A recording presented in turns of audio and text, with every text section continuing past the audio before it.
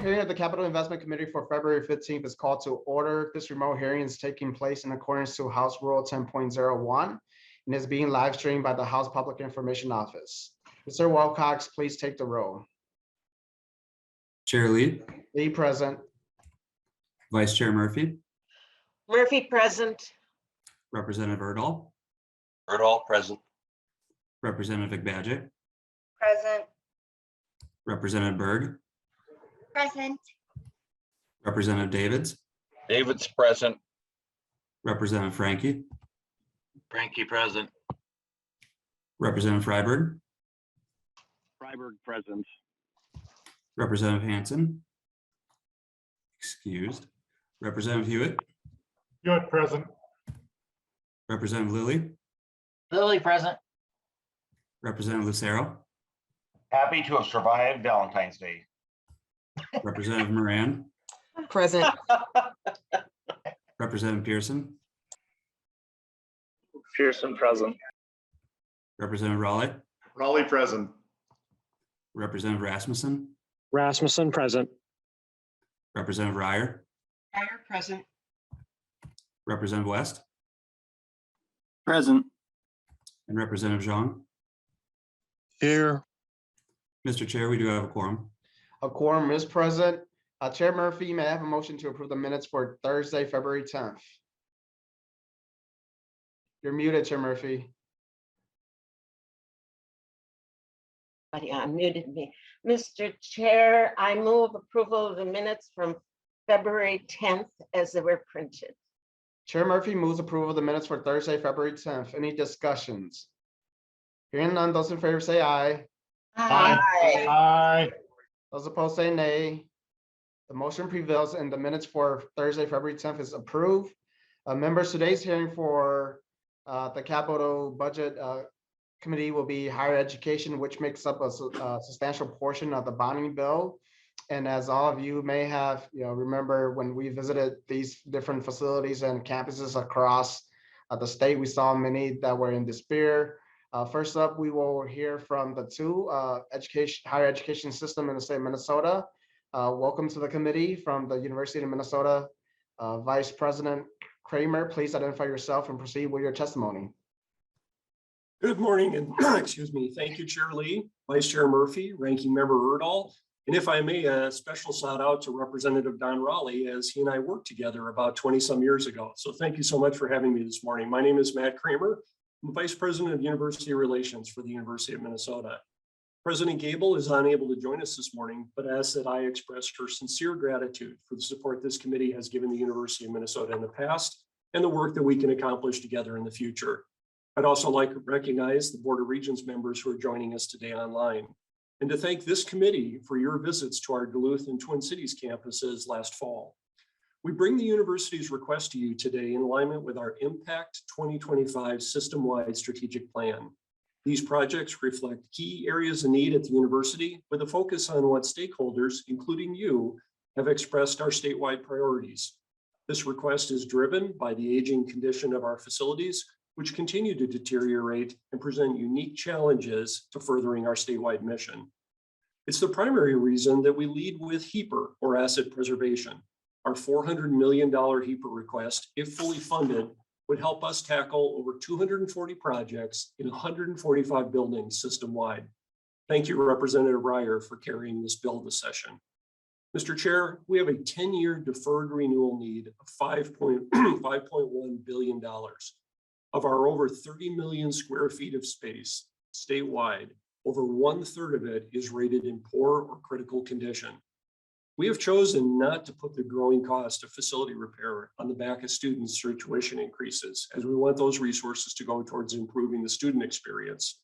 And none of the federal infrastructure dollars passed by Congress can address our shortfall. State support is critical.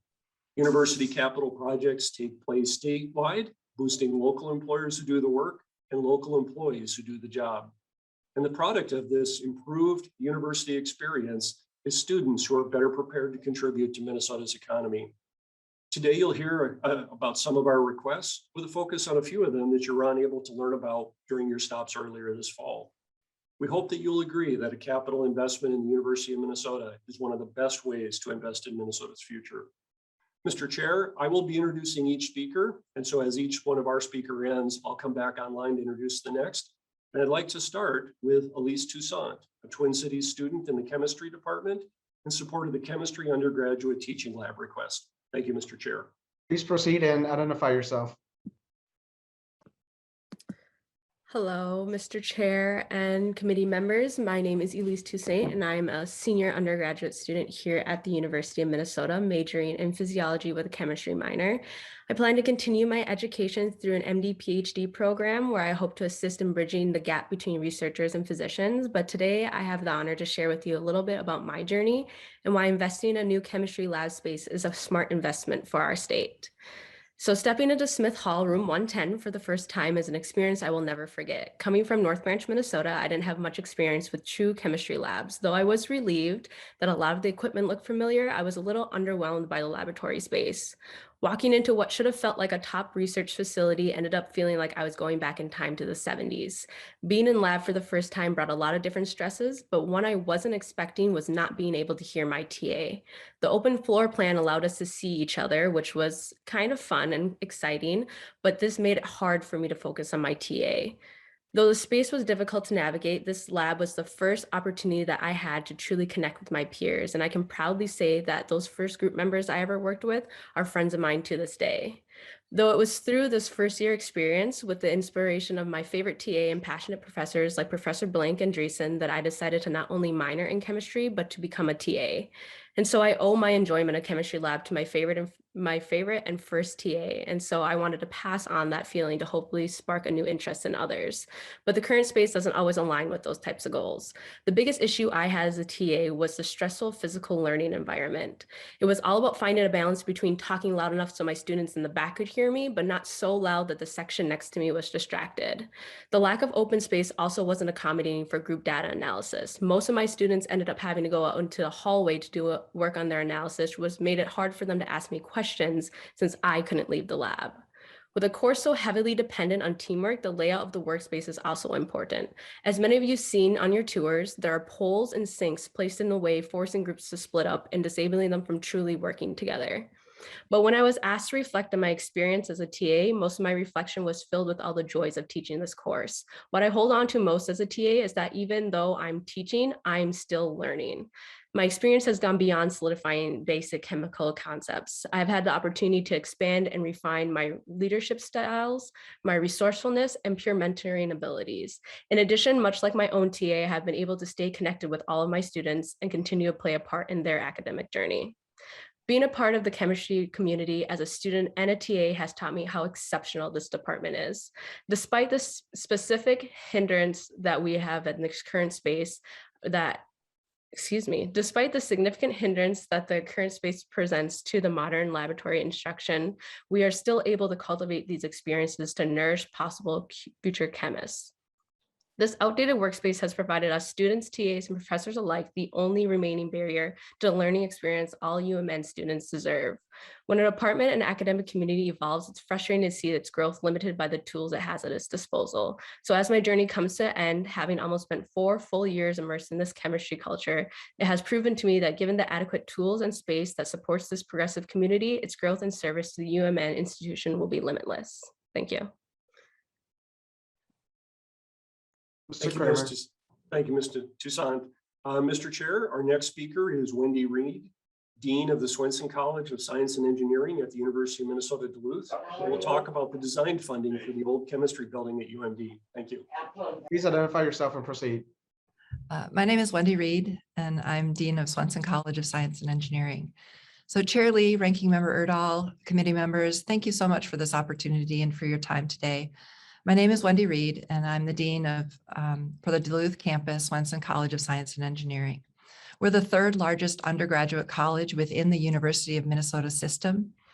I've been with UMD for about 3.5 years, and during that time, I've seen the tremendous positive impact the state investment has had on our campus and on our students.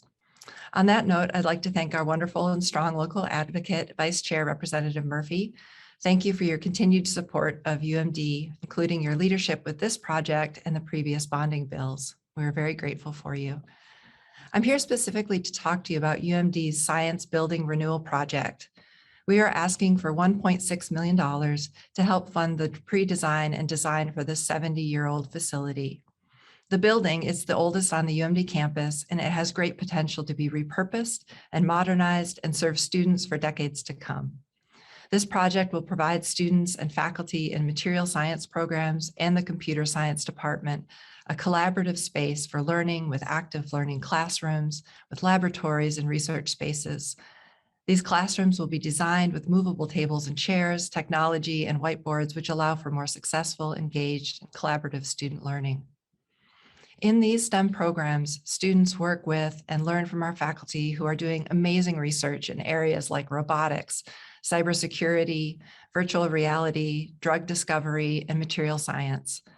We have researchers working to discover new ways to use robotics to assist people as they age and need increased care, how to build software that is inclusive and helps us build healthier lifestyles, and many other examples of groundbreaking work are underway. The renewal project will allow us to move our entire computer science department into this building. Student interest and demand for computer science continues to be strong. At UMD, 100% of our computer science graduates are employed or continuing their education after graduation, and 90% of these students remain in Minnesota. Our current capacity limitations result in us turning away qualified computer science students, and this project would allow us to increase capacity and better meet student and workforce demand. Currently, the building we would renovate is mostly offline.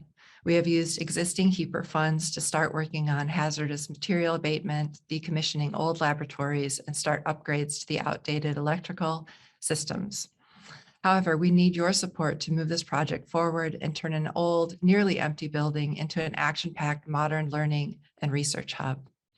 So I want to thank you again for this opportunity. I'm very excited about this project, and I'm confident that it will prove a very wise investment for the tremendous long-term impact at UMD and for the state of Minnesota. So thank you. Mr. Kramer. Thank you, Mr. Chair. Our next speaker is Brian Bohr, Dean of the College of Food, Agricultural, and Natural Sciences here on the Twin Cities campus, who will walk us through the university's farms legislative request. Thank you, Mr. Chair. Please identify yourself and proceed. Chair Lee, Chair Murphy, Ranking Member Erdahl, members of the committee, I'm Brian Bohr. I'm Dean of the College of Food, Agricultural, and Natural Resource Sciences at the University of Minnesota. Thank you for the opportunity to provide an informational presentation on FARM, Future of Advanced Agricultural Research in Minnesota, as part of the University of Minnesota's capital request. Minnesota is a global leader in agriculture and food systems, and the University of Minnesota has been a partner since its founding. The University of Minnesota delivers research discoveries such as new crop varieties, including the Honeycrisp apple, and healthier, more productive livestock, as well as the future talent Minnesota's agriculture needs to enable our agri-food businesses and community partners to thrive and grow. Key platforms in delivering these results are the fields and facilities we operate that include 10 research and outreach centers across the state, as well as on our St. Paul campus. However, these living laboratories need significant modernization and investment if we are to continue to advance Minnesota's global competitiveness as a global leader in agriculture. The FARM project represents that opportunity to reinvest in a state-of-the-art integrated research facility that ties our animal agricultural and crop systems research together into a One Health construct that recognizes agriculture, food, the environment, and human health as a One Health system. This integrated design is a one-of-a-kind system of leapfrog innovations, such as remote sensing technologies, robotic and biological technologies, and modern agricultural production facilities that will enable solutions to some of the most challenging problems facing agriculture. In partnership with Riverland Community College in Austin, FARM represents a vertical education opportunity that includes K-12, two-year technical degrees, bachelor's, as well as graduate degrees, and community outreach. This fully complements FARM's research strategy and is equally critical for delivering the talent to drive our future agricultural systems and our rural communities' economic development in today's modern agricultural sector. A successful feasibility study of this vision has affirmed an investment opportunity with the Hormel Foundation that resulted in their pledging $60 million in support of the FARM pending pre-design, site selection, and additional partnerships to complete the projected $220 million project.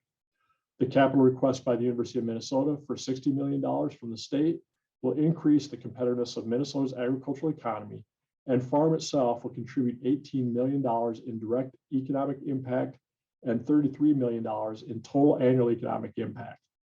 This doesn't begin to include the 40-to-1 economic return attributed to agricultural research and development in Minnesota that this project will contribute to. Together, this public, private, and university partnership has the potential to reinvigorate the living laboratory facilities the University of Minnesota needs to successfully serve Minnesota's farmers, businesses, and communities. Thank you for the opportunity to present this exciting opportunity. I look forward to further discussions as the session moves forward. Thank you. Mr. Kramer. Thank you, Mr. Chair. Our final speaker this morning is Dr. Tim Shacker, Vice Dean for Research at the University Medical School. We'll walk the committee through the Twin Cities Health Discovery Hub and the Academic Health Center in Duluth. Thank you, Mr. Chair. Please identify yourself and proceed. Good morning, Chair Lee and members. For the record, I am Tim Shacker, and I serve as the Vice Dean for Research for the University of Minnesota Medical School. I am here to discuss two important capital projects for the University of Minnesota. Both projects focus on advancing health discovery, and improving healthcare across the entire state. The first project is the Health Discovery Hub, a $140 million request previously known as the Clinical Research Facility. I want to express our thanks to Representative Freiberg, who has introduced legislation to support this request for the University of Minnesota. Thank you. The theme of the Health Discovery Hub is to keep people in their homes longer, healthier, and happier. Our vision is to create a central resource for the entire university to conduct cutting-edge clinical trials that we can then bring out to communities around the state, no matter where you live. It would create a living laboratory to create new technologies that will help people live at home as long as possible, and to design and test new and innovative approaches to the treatment of complex diseases associated with aging. Patients will not have to travel to us. We will take our studies to them. I'll give you an example. I have a patient in Hibbing who travels to the university to see me in the clinic, and he very much wanted to participate in one of my clinical trials. But the commitment and travel time made that impossible. A central vision for the hub is that we will bring the trial to him by partnering with healthcare providers in Hibbing that want to be a part of the clinical research mission of the University of Minnesota. Additionally, the hub will improve healthcare and treatment in ways we haven't done before by bringing our physician scientists together in one space to collaborate, innovate, and improve patient care. And here's why that matters. Today, if I have Parkinson's disease, an increasingly common movement disorder, and want to participate in a clinical trial for people where current therapies are not working, this is what I have to do. I will initially be seen in our clinic in St. Louis Park. Then I travel to the West Bank Psychiatry Clinic for evaluation. Then I go to the neurology clinic on the East Bank to complete screening. When I have been cleared to be on the study, I go to the hospital and have implants put into my brain. Then I return to the neurology clinic for follow-up. If all is in order, I will go to the Phillips Wangenstein building for the neuroengineers to begin programming the device that will provide deep brain stimulation to reduce involuntary movements. All of this for someone with a complex movement disorder. By having the entire study team in one place, it will be easier for the patient to participate in clinical trials by eliminating the multiple stops and visits. And importantly, because the investigators are now working side by side, they will have better ideas together that will speed the process of discovery and to inspire new ideas and create new possibilities for our patients.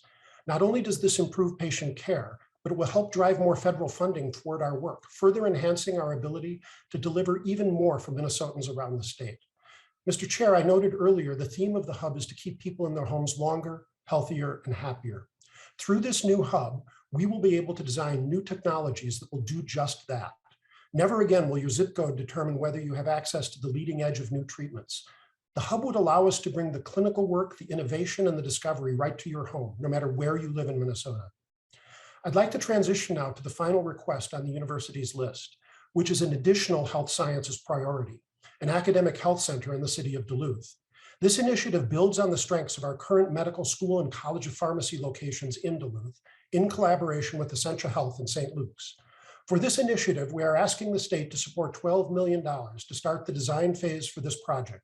Building off investments already made by the state in the Duluth Medical District, this collaboration will immerse students in interprofessional education and provide a stronger connection to the health systems in greater Minnesota. The focus of the medical and pharmacy regional campuses is to train students who will go on to serve in rural communities and small towns throughout the state. This will create new opportunities for clinical faculty of both programs to provide access to healthcare for historically underserved patients in Greater Minnesota. This collaboration will prepare a healthcare workforce that better addresses the needs of Duluth, Greater Minnesota, and local Indigenous populations. Not only is this partnership important to the area's economic future, it will help meet the increasing need for high-quality health services and provide greater strength for clinical trial connections in the region, further expanding and enhancing the reach of the Health Discovery Hub I spoke of earlier. Both the hub and the Duluth Medical District are part of our commitment to the state. We educate and we train the next generation, we conduct research, and we provide patient care. Thank you, Mr. Chair and members of the committee.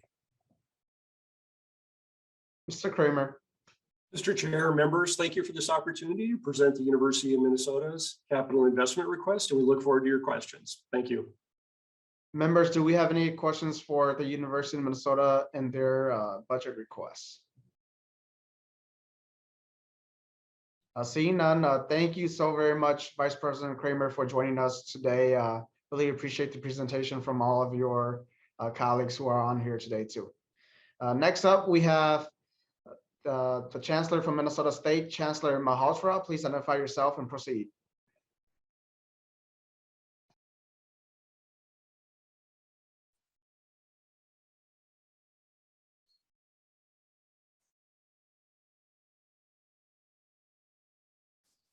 Chancellor Malhotra, I think you're muted, sir. My apologies. That's the most often used sentence of last 2 years. You are muted. Good morning. Good morning, Chair Lee, Vice Chair Murphy, Ranking Member Urdahl, and members of the committee. For the record, I'm Devinder Malhotra, and I have the privilege to serve as Chancellor of Minnesota State. I think many of you are familiar with my colleague joining me today, as he joined you at many of your campus stops on your bonding tours this fall, Brian Yolitz, Associate Vice Chancellor for Facilities. Along with our committed campus colleagues, Mr. Yolitz oversees 28.5 million square feet across Minnesota. Brian is a prime example of many Minnesota State employees who not only do great work in their area, but also have been stretched during this pandemic. Brian has been a key member of the team that led Minnesota State's efforts during this pandemic. Our campuses have benefited from their leadership. Mr. Chair, I want to take this opportunity to thank our amazing colleagues, particularly the frontline workers who continue to go above and beyond in providing a safe, warm, and dry environment for our students and our campus communities. Their work during the pandemic has been phenomenal. Chair Lee, Vice Chair Murphy, and Ranking Member Urdahl, I would like to thank you for including Minnesota State on your bonding tours this fall. In total, Minnesota State hosted 45 of these visits. We are appreciative of the time you gave visiting our campuses, learning more about the projects, and meeting the students impacted by your work. I would also like to thank Committee Administrator Jenny Nash. We know how much work goes into executing these bonding tours. Brian and his colleagues are grateful for their partnership with Ms. Nash. The work this committee does truly makes a difference in the lives of our students, and the communities we serve. We believe these bonding tours give you a glimpse of the experience of our students, the synergy that our campuses have with their communities, and the partnership that we have with employers who rely on the talent that Minnesota State produces. Minnesota State is asking for $292 million, $150 million for asset preservation, commonly referred to as HEPR, and $42.9 million for the capital projects. You had the opportunity to see the needs for these projects during your visits. The top priority for for our 2022 bonding request is the 150 million in asset preservation that would fund more than 100 campus projects across the state and address the most basic needs of our colleges and universities for updated roofs, windows, exterior walls, and mechanical and utility systems.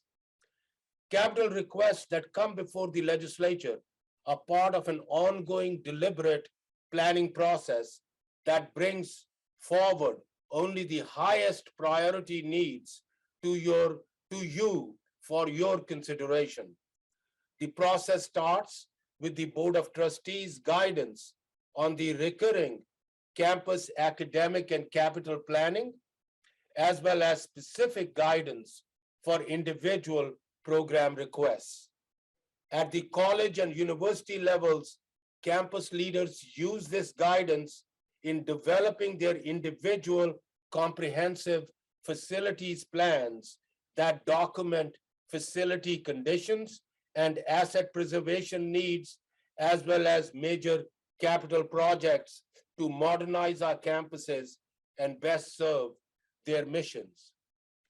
In preparation for the state of Minnesota's capital bonding cycle, proposed capital projects are rigorously vetted, peer-reviewed, and scored before being considered as part of my recommendation to the Board of Trustees for review and their ultimate approval. Chair Lee, members of the committee, that concludes my remarks. And with your indulgence, Chair Lee, I would like to turn the presentation over to my colleague, Brian Yolitz. Mr. Yolitz, please identify yourself for the record and proceed.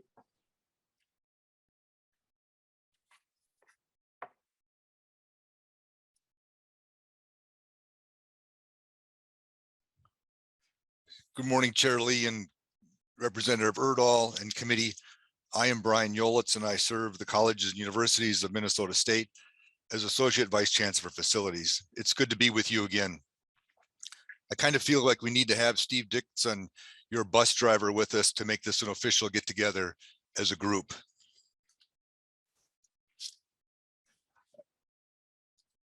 I'd like to first begin with a word of thanks. You and your colleagues provided Minnesota State with more than 90 million in capital investments for our colleges and universities in the 2020 bonding bill. These funds are now in use, making a difference, with nearly 40 HEAPR projects underway, many of which are already complete, making our campuses warmer, safer, and drier. The 2020 funds also included 4 campus projects.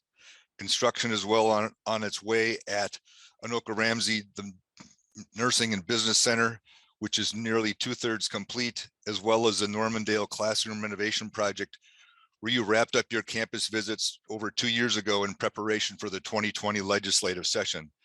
That one's nearly 90%, 98% complete. Both of these projects will be ready for students this fall, ready to welcome them on their academic adventures. In addition, designs for projects at Minneapolis College and Pine Technical and Community College are well underway and will be ready for construction funding this session. As Chancellor Malhotra noted, turning to our request for this session, Minnesota State's 2022 capital program request is $292.9 million.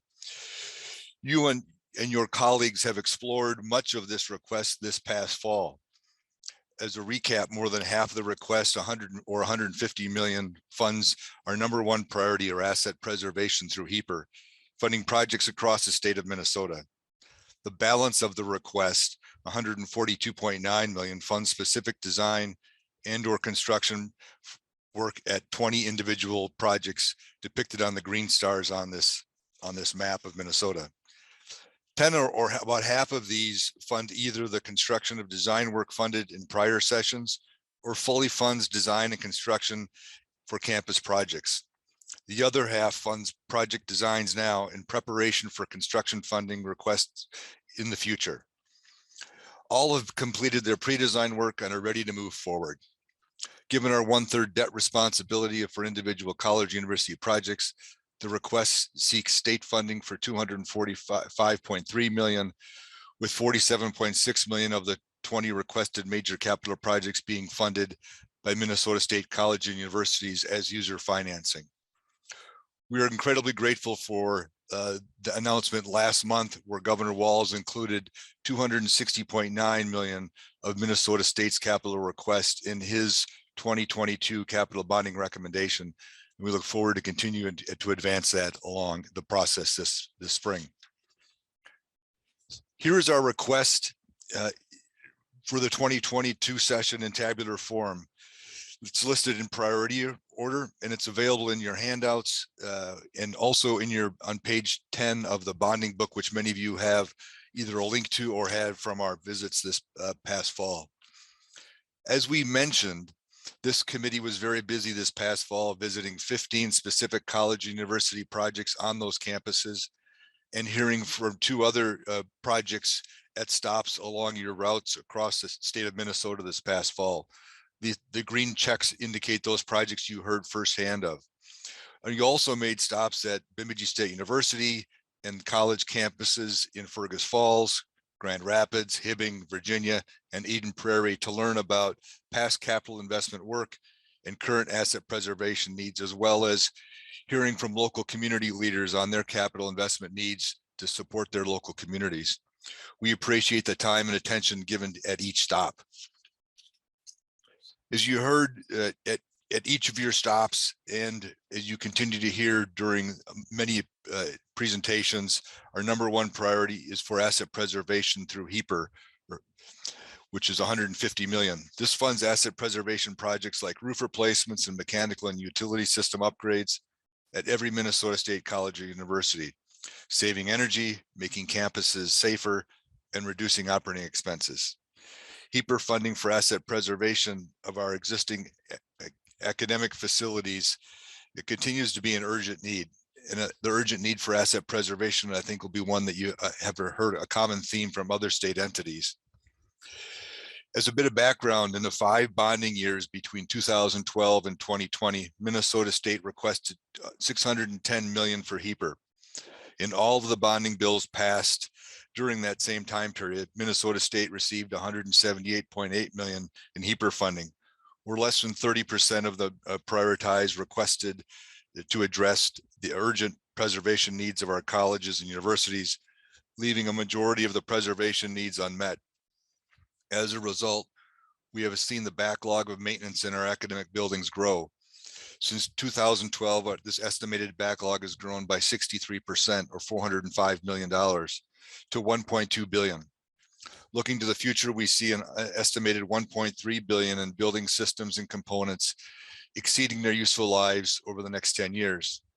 Together, we have a roughly $2.5 billion 10-year renewal need to address those building systems and backlog and take care of those components as they age out over the years ahead.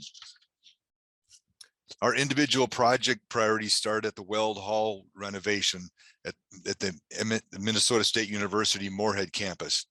This project, along with the following 3, the Inver Hills Community College Technology and Business Center renovation, Minneapolis College Management Education Center renovation, and the Pine Technical and Community College Technical Trades Lab project, all have prior year state funding totaling over $3 million for design work and are ready for construction this legislative session.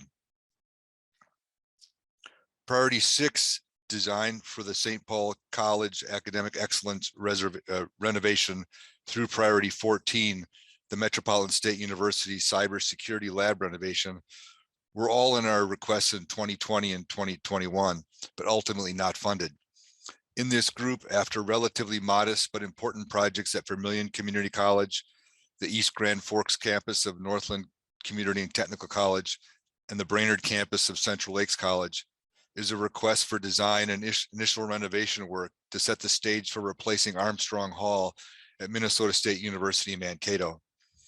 Armstrong Hall is the main academic facility on the MSU campus and has exceeded its useful life and needs to be replaced to create a smaller, more effective and a flexible classroom building to serve the university and its students through the 21st century. Also in this group is design of the Center for Interdisciplinary Collaboration, Engagement, and Learning at Winona State University, which aims to be a net zero facility when completed, as well as design for the integrated manufacturing workforce labs at Lake Superior College to help the college move trades programs from on campus from currently leased space in downtown Duluth, as well as the design for the North Hennepin Community College Center for Innovation in the Arts. And again, at priority 14 is the design and renovation to support cybersecurity lab at Metropolitan State University. The final group is in our priority request, specifically priorities 15 through 21, are all new requests for funding this session. This group begins with the design for renovation of the transportation trades and student services spaces at Alexandria Technical and Community College, and runs through the campus renovations in Hutchinson for healthcare and construction programs and student service spaces for those attending Ridgewater College. Pre-designs are complete on each of these and are ready to move forward. The requests at Alexandria, Southwest Minnesota State University, Rochester Community and Technical College, and Minnesota West Community and Technical College are for design this session and will see construction funding in the future. Finally, the projects at Riverland and Ridgewater Colleges fully fund design and renovation of campus facilities this session. Chair Lee and committee, we thank you for your time today and for the many hours you've spent visiting our campuses in preparation for another bonding session. We are incredibly grateful for your past support and support that is now being put to use now, making our campuses better places to learn and grow. Over the past 6 months, you've seen firsthand of our capital requests and as well as asset preservation needs, and we appreciate the attention you provided at each stop. On behalf of our Board of Trustees, Chancellor Malhotra, and the 340,000 students we serve, thank you for your attention today and consideration and support in the weeks ahead. We can answer any questions you may have at this time. Thank you very much. Thank you, Mr. Yolitz. Members, do we have any questions for Minnesota State?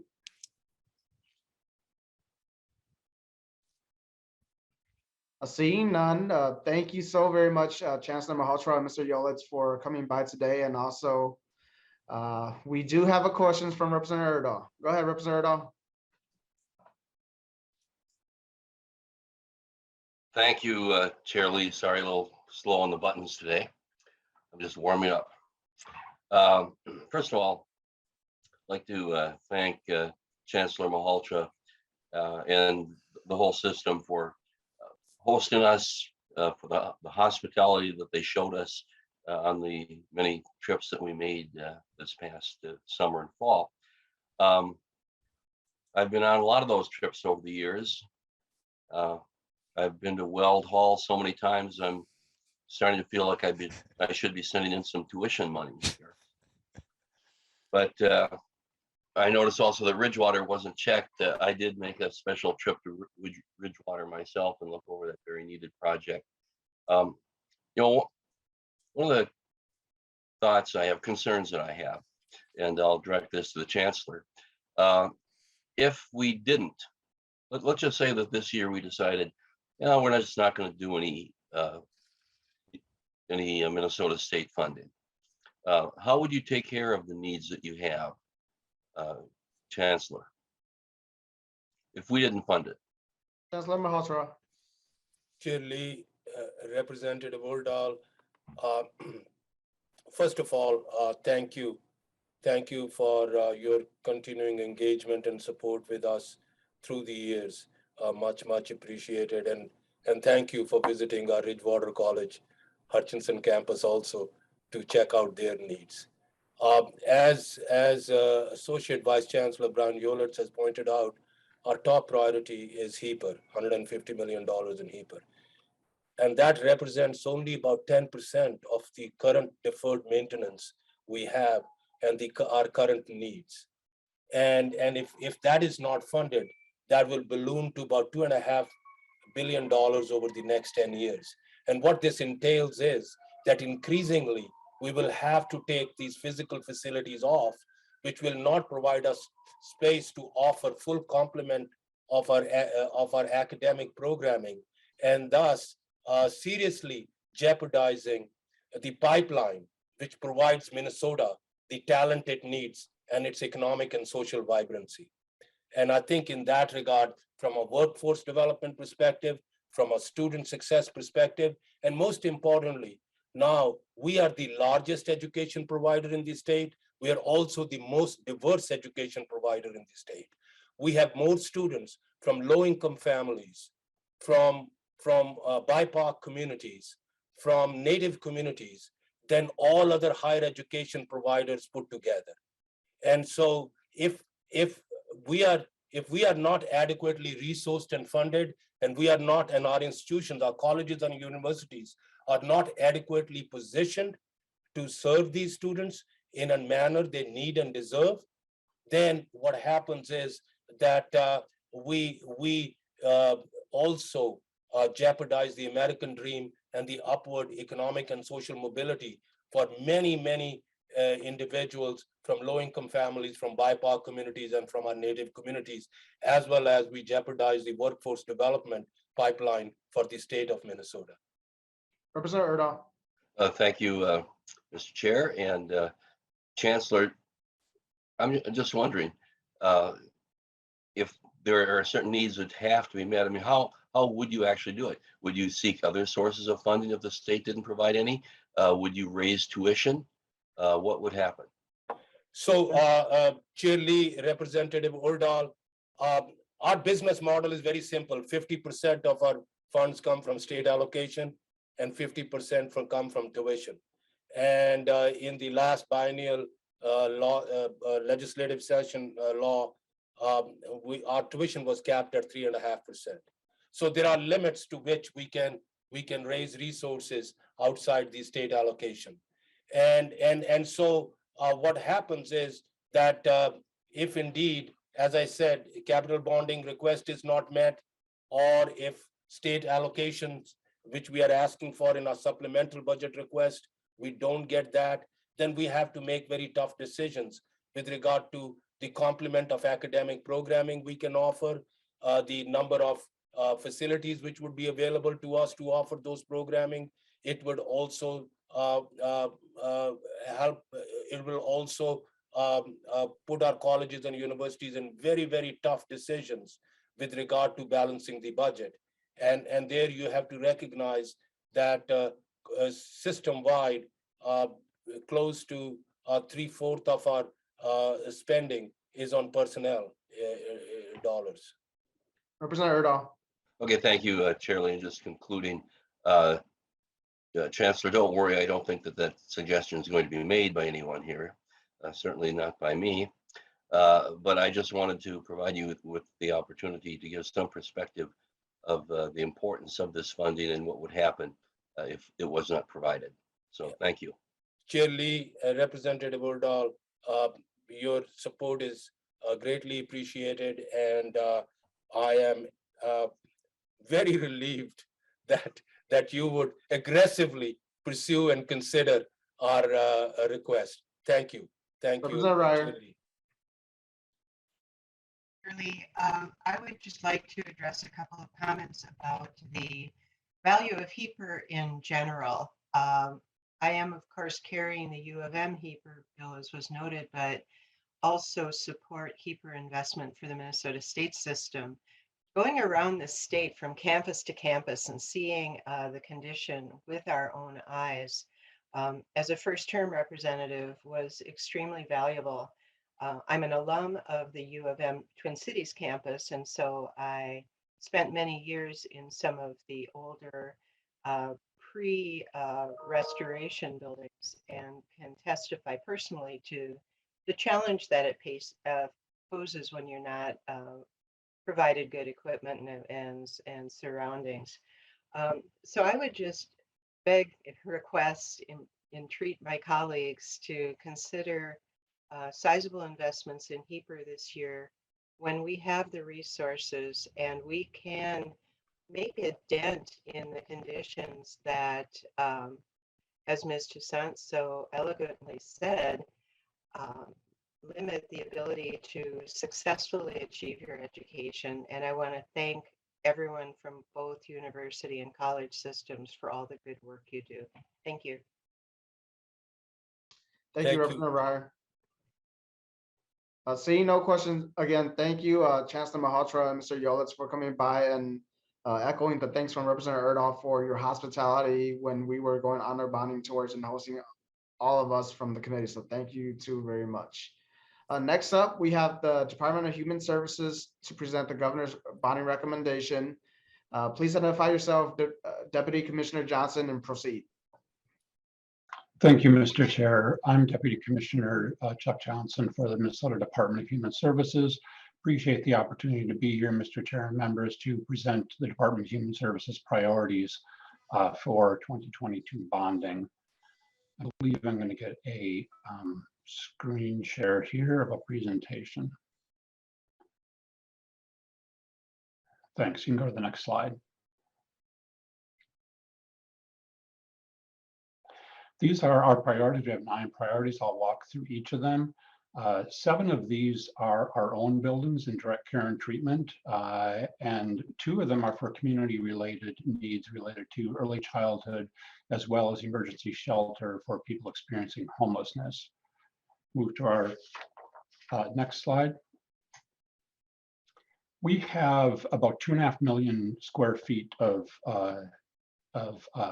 space within our direct care and treatment operations, and over 160 million in deferred maintenance on the 2.5 million square feet.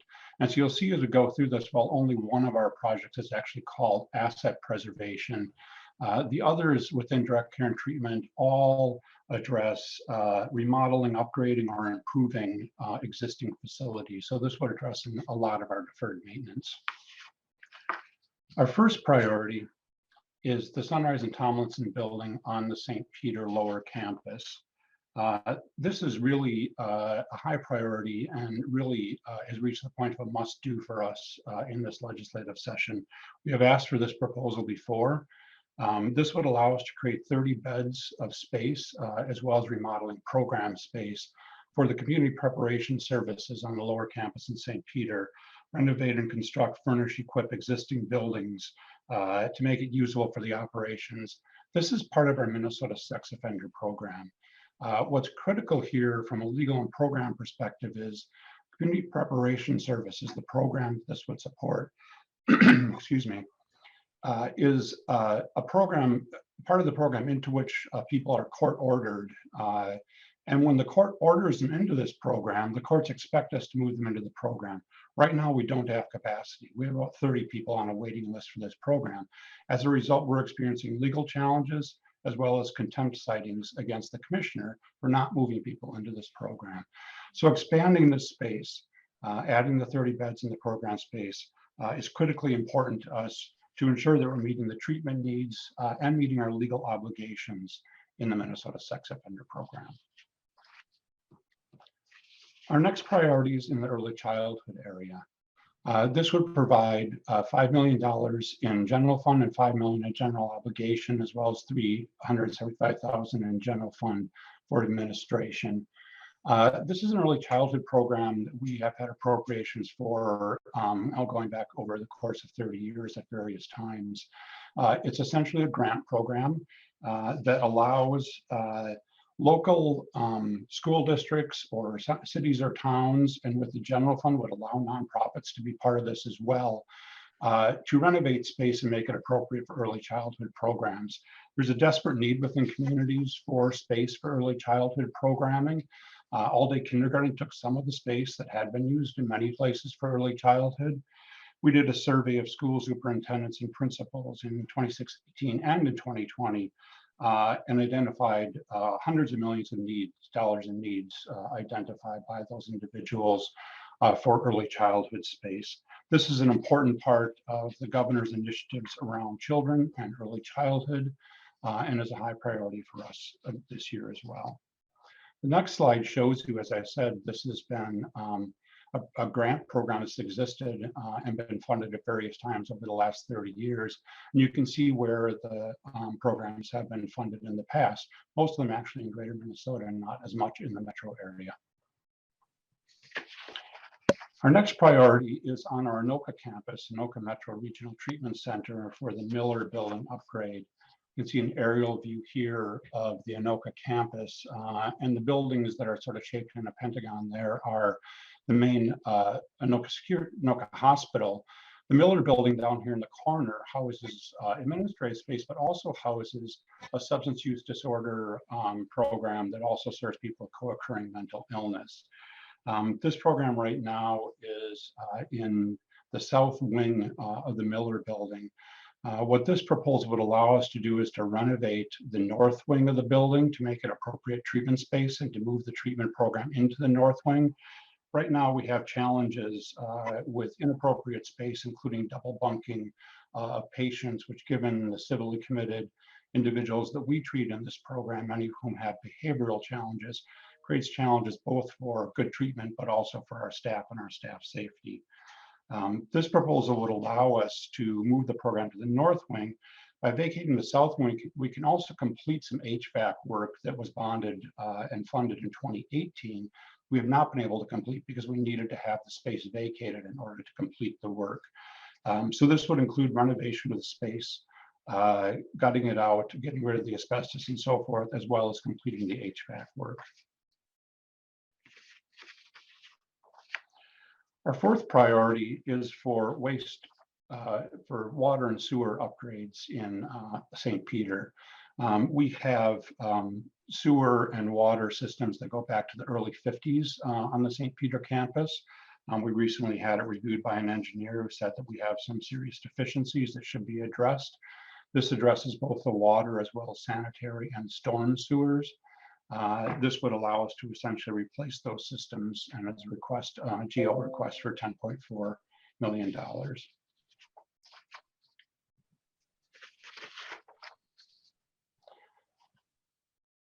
The next priority is for energy system upgrades, and these are related to our three largest campuses, Anoka, Moose Lake, and St. Peter, and would allow us to move toward a net zero carbon footprint goal.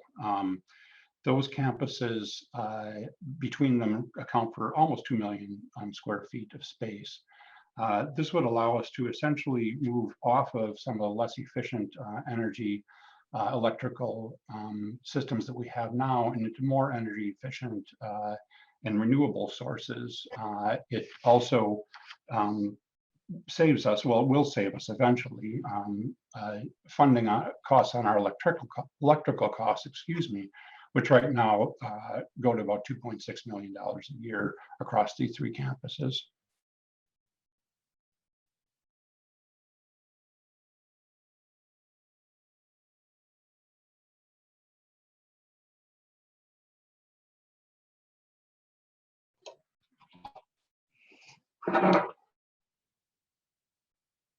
Commissioner Johnson?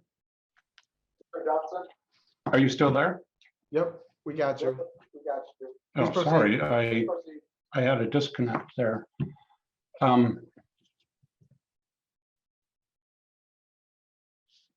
This proposal is for emergency shelter grants, and this is $72 million in general fund cash. This is a need that we've identified, particularly as we work through the pandemic, of expansion, renovation, remodeling to make safe and sanitary livable conditions for people who are experiencing homelessness. Excuse me. This would allow political subdivisions, tribal nations, counties, private nonprofit entities to acquire land, pre-design, renovate, refurnish, whatever is needed to create more capacity for shelter facilities, as well as, excuse me, to renovate existing facilities that are not adequate. We've seen the number of unsheltered homeless increase by 145% between 2014 and 2020. And it's not just an urban issue, it's actually doubled in greater Minnesota, the number of unsheltered homeless people. And so this is a critically important need that we've identified. We did have some ARP money that we used last year, put out on grant last year with a little bit of money the legislature gave us, totaling 17 million.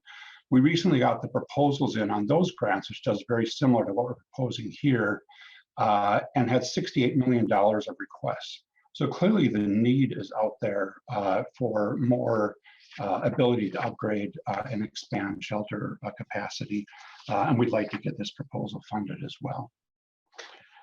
Next slide. This slide addresses asset preservation within our direct care and treatment. As I mentioned a couple of times, our $2.5 million square feet of 2.5 million square feet of space. You'll see here it's what you would see as regular asset preservation types of work. We have various roofs that we need to repair and replace. In addition to 3 large campuses that I mentioned at Anoka, Moose Lake, and St. Peter, we also have campuses at Brainerd and Cambridge, as well as 56 group homes that we own around the state.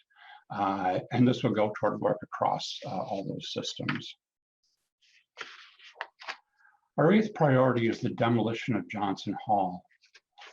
Johnson Hall is an older building that's on the St. Peter campus. It's been closed for 2 years. We're not using it anymore. It's actually not very usable space for any sort of programming that we do. It right now has a negative value and $5.6 million in deferred maintenance. Our proposal is to demolish that building and create a more safe environment on our campus. And this is a $475,000 request for the demolition. And then finally, we have a proposal for security systems. We run secure treatment programs, and those programs require security, including fencing and particular cameras, locked doors, and so forth. We've done some upgrades around this recently. We have a need, however, to replace the perimeter fencing in our Moose Lake facility, which houses a sex offender program, as well as sort of the fencing monitoring system that goes with that. We also have hundreds of cameras that are old and past life across our system. We need to replace those cameras and upgrade them to modern cameras. And we'd like to we have multiple systems of cameras. We'd like to have a single system so we can use our security across with a consistency across how we operate our facilities instead of having multiple different camera systems that we're using across the system. Thank you, Mr. Chair and members. Those are our priorities for DHS, and I'm going to answer any questions. Thank you, Commissioner Johnson. Representative Erdahl. Thank you, Representative Lee. And just a quick question for Deputy Commissioner Johnson. I appreciate your references to childcare. That is an important issue, especially in Greater Minnesota. And the grants you say are given to entities. Are these public, private, what types of entities? Commissioner Johnson. Mr. Chair, I apologize. I disconnected again briefly. I missed Representative Erdahl's question. Representative Erdahl. Okay, thank you. I'll shorten it up. I appreciate your references to child care facilities and the needs there. And you mentioned that grants are given to entities. Are these public, private? What are the entities, the types of entities? Commissioner Johnson. Mr. Chair and Representative Erdahl, traditionally, these have been, because they've been general obligation bonds, have gone to public entities, usually school districts. We're proposing here and have in the past, I think at least once, had general fund dollars as well, which could potentially be used then for private nonprofit entities. Think about a Head Start program as an example of a place that could benefit from general fund dollars. Representative Erdahl. Thank you, Deputy Commissioner, and thank you, Chair Lee. That's basically all I was after. Thank you. Thank you, Representative Erdahl. Commissioner Johnson, you mentioned the total need across the state was in the hundreds of millions. Do you have a specific number for that?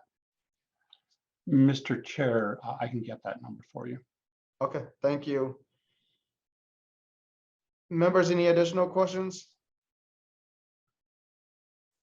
And then Commissioner Johnson, if you could follow up too with regards to the request that came in for the, I think, totaling $68 million for on-shelter, homeless on shelters. If you could share that with the committee too, that'd be great. Mr. Chair, I can. It's actually, we're in the process right now reviewing those grants, so I can give you some basic information. I probably can't share too much until we've actually awarded grants. Sounds good. Thank you. Thank you, Thank you, Mr. Commissioner Chairman. Johnson, for joining us today. Really appreciate that. Next up on the agenda is the Department of Military Affairs for the Governor's bonding recommendation. Major General Menke, welcome to the committee. Please identify yourself and proceed. Hey, good morning, Chair Lee and Capital Investment Committee. I'm humbled and honored to serve as Minnesota's National Guard's Adjutant General. And thank you for your time this morning to give us the opportunity to share with you the Department of Military Affairs 2022 capital bonding request. I've got Mr. Kerr with me this morning, Executive Director of the Department of Military Affairs, who will walk you through the specifics of our bonding request. I thank you for your strong support of our capital bonding projects throughout the state of Minnesota. And I'll turn it over to Mr. Kerr to walk you through the specifics. Thank you, Major General. Director Kerr, please identify yourself and proceed.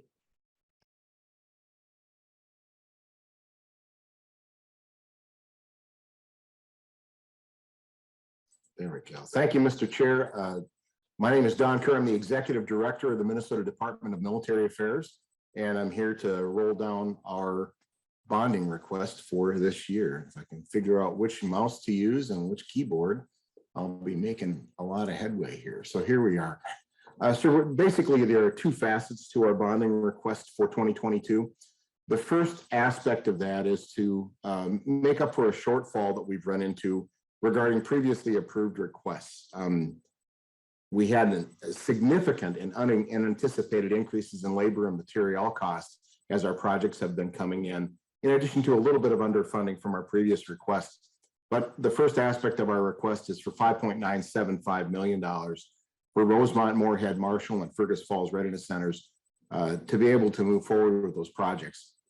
Because we match federal dollars whenever we try to do a project, we have some fairly stringent requirements from the federal government that we have to meet with regard to availability of funding.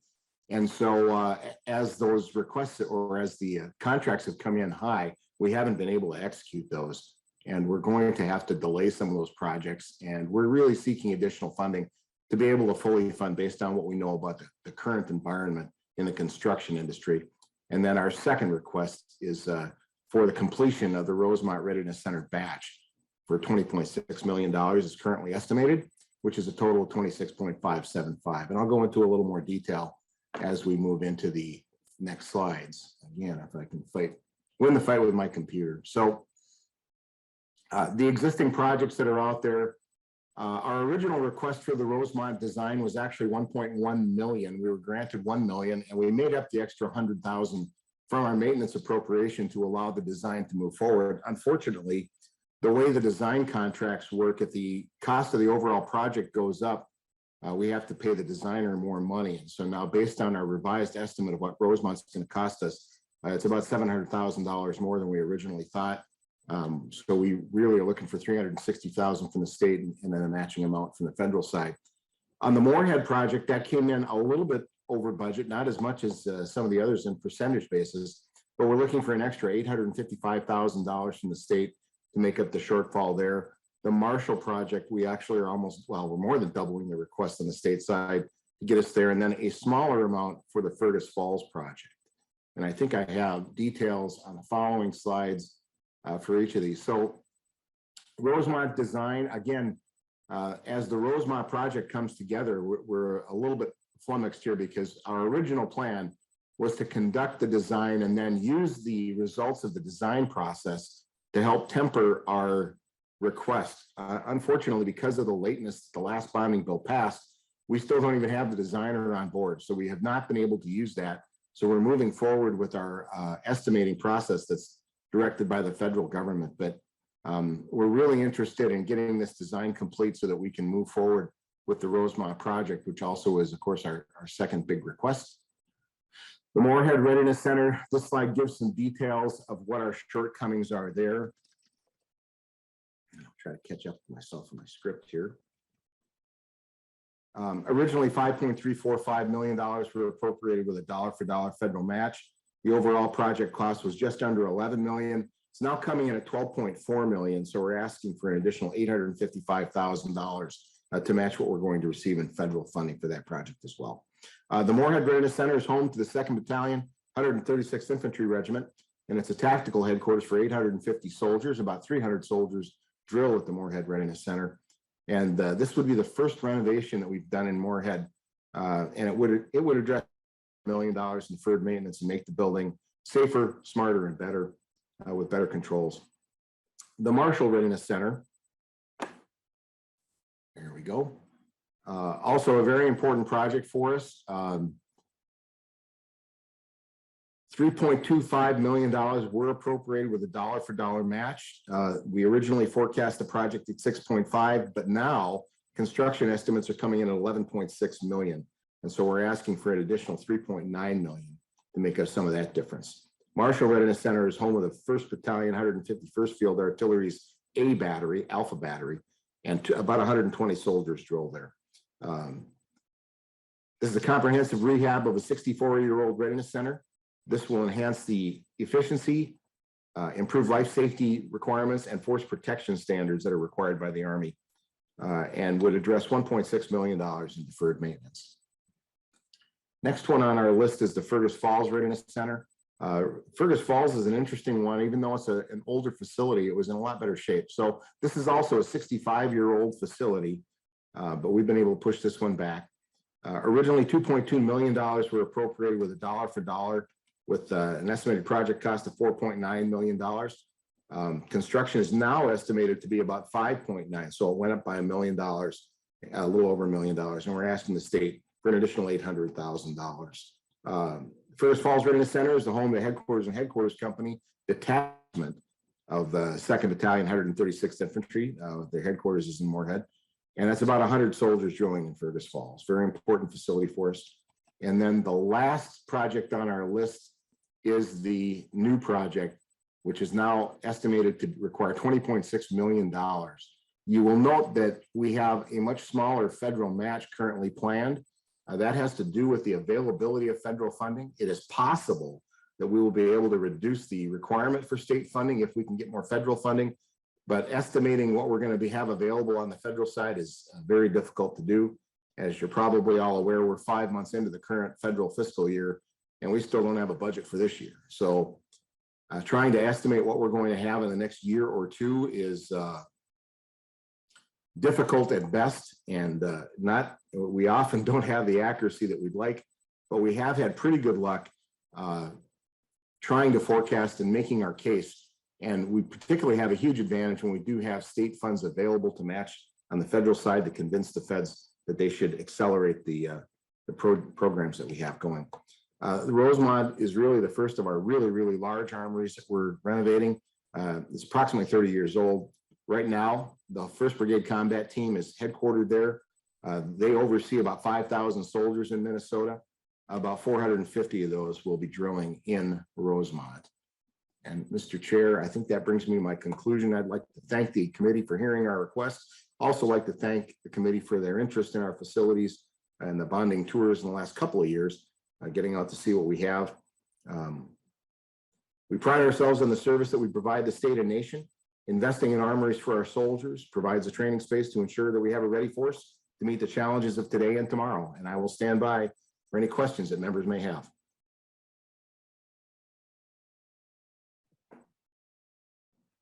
Members, any questions for the Director or Major General? Representative Hewitt. Thank you, Mr. Chair, and thank you, Mr. Kern. These readiness centers are so important to our individual communities. In Rosemont, they have a major economic impact, not only for our individual businesses, because all these gentlemen and ladies go out and get lunch and they interact with the community, but they also have another really good feature that they have is like at the Readiness Center is our sheet of ice. Many of our meetings are held there for the community.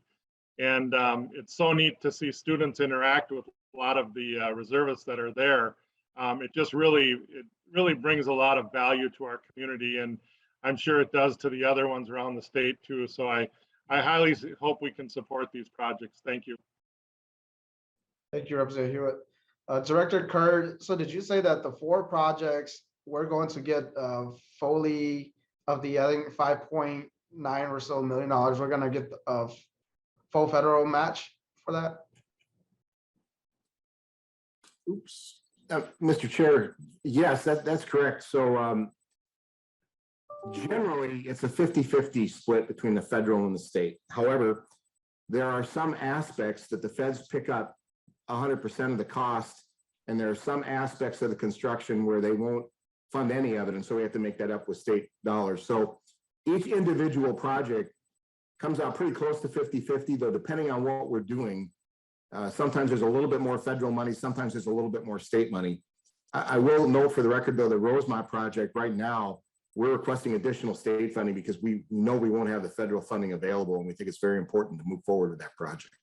So at this time, you'll see there's about a 1/3, 2/3 on the Rosemont project right now, the way we're calculating it. And we're trying to work with our federal partners to increase the amount of funding that's available for that project. But as I said, we're 5 months into this year. We don't know what we got yet. So trying to tell us what we're going to give us next year is really, that's speculative at best. Thank you, Director Kerr. Representative Erdahl. Thank you, Chair Lee and Mr. Kerr. I appreciate the work you're doing. I wasn't going to mention this, but since Representative Hewitt brought up the importance of these centers to a lot of our communities, I will.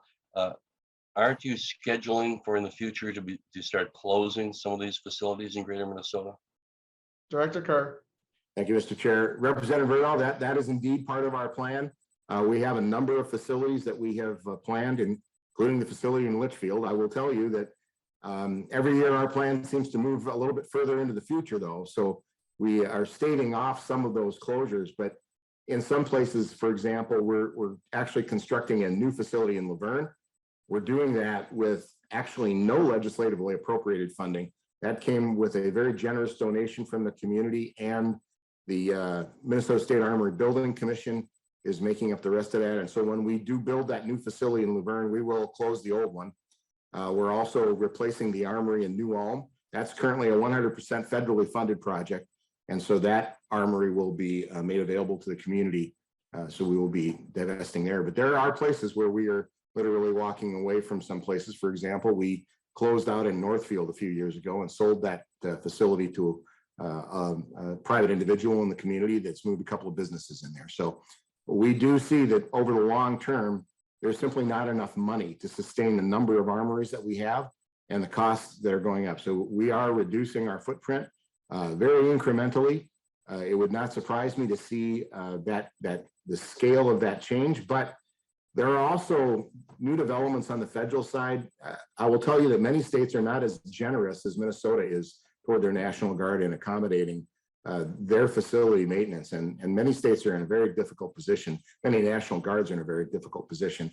And so that's putting some pressure on at the federal level to more fully fund armory maintenance and replacement. So we'll continue to track our programs. We do have a very long looking plan and continue to manage our processes to match the demographics of the state and the mission requirements that we assess are out there. Representative Erdahl. Thank you, Chair Lee and Mr. Kerr. Just I'd like to emphasize again the importance of these facilities. I know that you are aware of that, and you know, I hope that you will continue to stave off and reevaluate the closure of some of these in the future, particularly Litchfield. And I could talk about the merits of Litchfield versus Laverne, but I won't do that today. Thank you. Thank you, Representative Erdahl. Seeing no other questions, thank you, Director Kerr, and thank you, Major General, for joining us this morning. Really appreciate it. Last presentation for today is the Minnesota Department of Veterans Affairs. We have Commissioner Hirkey. Welcome to the committee. Please identify yourself and proceed. Good morning, Chair Lee, Vice Chair Murphy, and Ranking Member Erdahl. It's for the record, I'm Larry Hirkey, Commissioner of the Minnesota Department of Veterans Affairs. And Chair Lee, can you see my slides? We can. Please proceed. All right, thank you very much. Agenda for today is fairly short, just a few minutes here, just where we are at, a review of what has been approved and where we're at with those items from previous years, and then our governor's recommendation for bonding.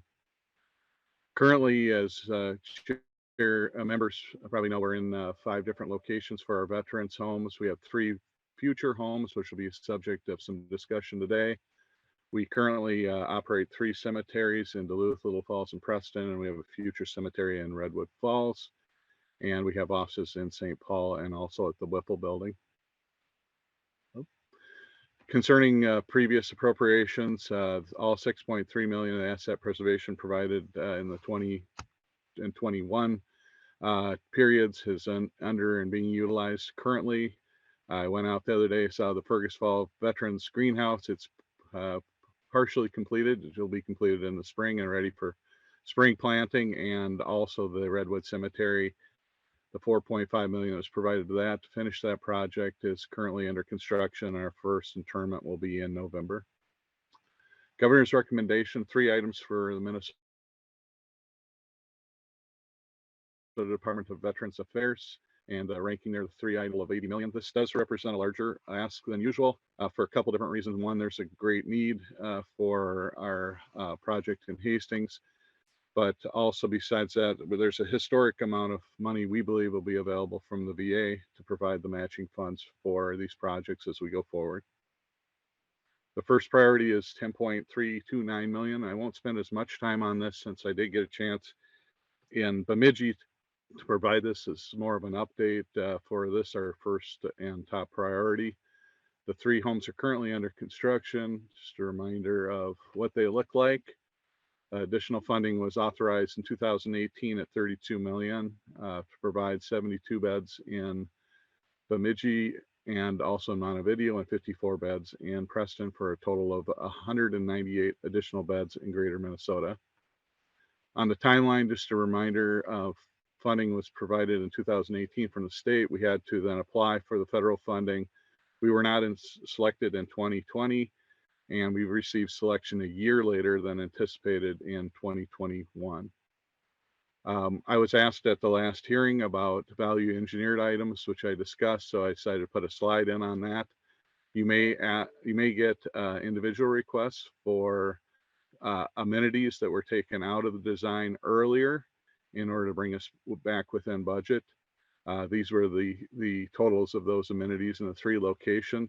My request today is not for these value engineered items, but I thought I should make you aware of it in case you were to get other requests. And the dollar amount there is not reflective of current costs, so it would have to be escalated in order to keep up for the COVID issues that Don Kerr talked about with his projects.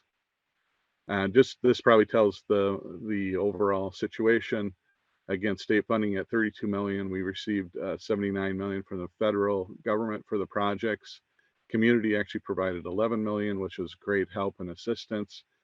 And then we did ask for a federal plus up. It's a one-time plus up with no match required at 7.9. And my current shortfall is 10.3, which is in line with most of the projects here during the COVID time period. This money will be used for fixtures, furniture and equipment, and also for owner's contingency going forward. Second request is a new request for the Hastings Home Campus. We're requesting 59.66 million. This represents the state portion at 35%. And I'm going to use the picture here since I got it up. Replacing this whole area in here. The initial facility was actually built in 1901 with several additions after that. Again, as a summary, 59 million from the state. We'd be asking for 111 million, or 65% from the federal. VA, we would be in a high category here because we're replacing existing beds. This would solve many issues with us. We have 6 buildings that are currently beyond their useful life of the 9 buildings on campus. We have 3 that are near failure, and one of them actually has residents in it, 25. We have deferred maintenance of 18.6 million. And that's what led me to start looking at options other than just continue to fix things that keep breaking within the facility. Also, I do have some security issues. I also have some safety issues, especially with the kitchen. I'm difficult for me to even get anywhere close to meeting SB 2030 requirements. And just as conclusion there, the study we had done said that due to numerous deficiencies, to invest in upgrading and renovating these buildings was not a good use of funds. And this was the actual study that we had done. It took us about 6 months and completed in 2021. And we think this consolidation is the best approach going forward. Our third priority is asset preservation. It's for facilities at Minneapolis, Fergus Falls, Silver Bay, and Laverne, with emphasis actually on Minneapolis campus. I still have lots of things that need to be taken care of. That campus, again, is the oldest campus we have in the agency. Here demonstrates the need for funding, and as I said before, the 7.8 million of the 10.3 would be actually focused towards the Minneapolis campus, but there are smaller needs in Laverne, Silver Bay, and Fergus Falls.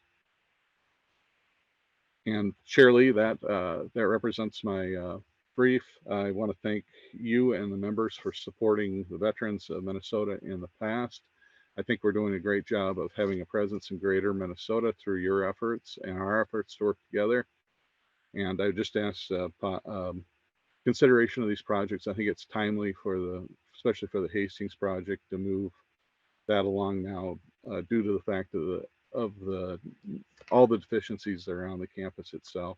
With that, I'll stand for any questions you might have. Thank you, Commissioner Herky. Representative Davids. Thank you, Chair Lee and Commissioner Herky. Regarding some of the add-ons that have been taken off on the 3 veterans homes under construction, we did have a hearing, Chair Lee, in Chair Eklund's committee for the Preston home itself, and I thought the Preston community did a great job on describing what was needed there. And again, to be clear, the governor's budget proposal and the commissioner are not endorsing that, but from what I understand, they're not fighting it. If we put it in there, they would certainly work with us on that. For the record, Mr. Chair, I would also like to thank Commissioner Herky for the tremendous job that he has done on these 3 new veterans homes. He was put in kind of a box when construction costs started going up, but they still made it work. And now we'd like to come in through either bonding or through the general fund budget. We've got 2 bills in. One is sitting in Chair Eklund's committee. One is in this committee to get the add-ons back on. I think this is very important to do this. And again, Commissioner Herky, thanks for the great job that you've done on these homes. Thank you, Representative Davids. Members, any additional questions for the commissioner? Seeing none, thank you so very much, Commissioner Herky, for coming by this morning. Really appreciate this presentation, and we'll work with you as we move forward along in the process. Thank you to all presenters for coming by this morning. Our next meeting, members, is Thursday, February 17th. We will continue with capital budget presentations from the Department of Employment and Economic Development, Department of Public Safety, Water and Soil Resources Board, Agriculture, Department of Education, the State Academies, and the Purpose Center for the Arts. This meeting is adjourned.